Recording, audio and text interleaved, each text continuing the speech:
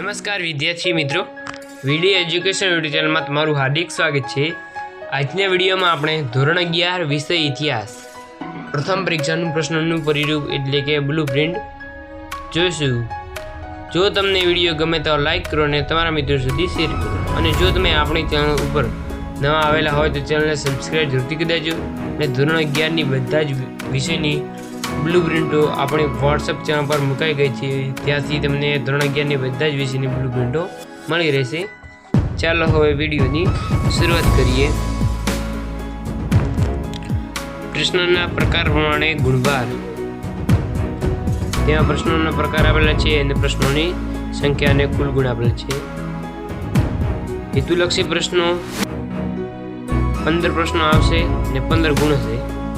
ટૂંકા જવાબી પ્રશ્નો કોઈ પણ એટલે કે 8 પ્રશ્નો આવશે, તેમાં તમારે કોઈ પણ 5 પ્રશ્નો લખવાના રહેશે એટલે ગુણભાર હશે 10। ટૂંકા જવાબી પ્રશ્નો 8 પ્રશ્નો આવશે, તેમાં તમારે કોઈ પણ 5 પ્રશ્નો લખવાના રહેશે એટલે ગુણભાર હશે 15। ને વિસ્તૃત જવાબી પ્રશ્નો 3 પ્રશ્નો આવશે, તેમાં તમારે કોઈ પણ 2 પ્રશ્નો લખવાના રહેશે, કુલ ગુણભાર હશે 10। હવે છે પ્રકરણ દીઠ ગુણભાર આપેલો છે। પ્રકરણનું નામ ને પ્રકરણ દીઠ ગુણભાર। પહેલો પાઠ છે પ્રાચીન ભારતનો ઇતિહાસ જાણવાના સાધનો, તેનો ગુણભાર છે 5। બીજો પાઠ છે હડપ્પીય સભ્યતા, તેનો ગુણભાર છે 5। ત્રીજો છે વૈદિક ધર્મ અને સંસ્કૃતિ ભાગ 1, તેનો ગુણભાર છે 7। ચોથો પાઠ છે વૈદિક ધર્મ અને સંસ્કૃતિ 2, તેનો ગુણભાર છે 7। પાંચમો પાઠ છે જૈન ધર્મ અને બૌદ્ધ ધર્મ, તેનો ગુણભાર 7 છે। છઠ્ઠો પાઠ છે મહાજનપદો, તેનો ગુણભાર 5 છે। અને સાતમો પાઠ છે મૌર્ય યુગ, તેનો ગુણભાર 7 છે। આઠમો પાઠ છે ઈસવીસન પૂર્વે 300 થી ઈસવીસન 300 દરમિયાનનું ભારત, તેનો ગુણભાર છે 7। આ રીતે તમારું પ્રશ્નપત્ર કુલ 50 ગુણનું આવશે।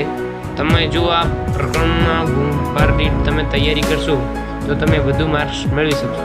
તમારે જો ખાલી પાસ થવું હોય તો જે પ્રકરણના ગુણભાર વધારે હોય તેવા માત્ર 4-5 પ્રકરણ તૈયાર કરવાના, એટલે તમે સારી રીતે ગુણ મેળવી શકશો।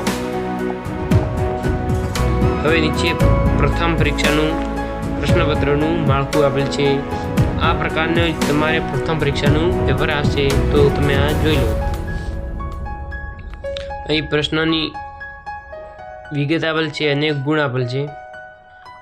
વિભાગ એ પ્રશ્ન ક્રમાંક 1 થી 10 વિકલ્પોમાંથી યોગ્ય સાચો વિકલ્પ પસંદ કરી લખો, એટલે કે MCQ આવશે, જે એના ગુણ 10 હશે, 10 આવશે। હવે વિભાગ બી આપેલો છે, તેનો ગુણભાર 5 છે, જેનો પ્રશ્ન ક્રમાંક 11 થી 15 એક વાક્યમાં જવાબ લખવાના રહેશે।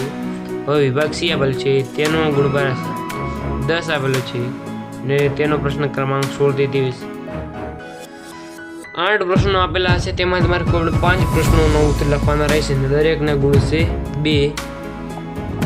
હવે તેના પછી આપેલ છે વિભાગ ડી, જેનો ગુણભાર 15 હશે અને તેનો પ્રશ્ન 24 થી 31 હશે।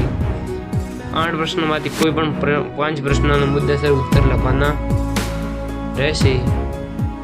અને પછી આપેલ છે વિભાગ ઈ, તેનો ગુણભાર 10 છે, તેનો પ્રશ્ન ક્રમાંક 32 થી 34 કોઈ પણ 3 પ્રશ્નો આપેલા હશે, તેમાં તમારે કોઈ પણ 2 પ્રશ્નોના સવિસ્તાર ઉત્તર લખવાના રહેશે, દરેકના ગુણ 5 હશે। હવે નોંધ આપેલી છે, તમે તે જોઈ શકો છો।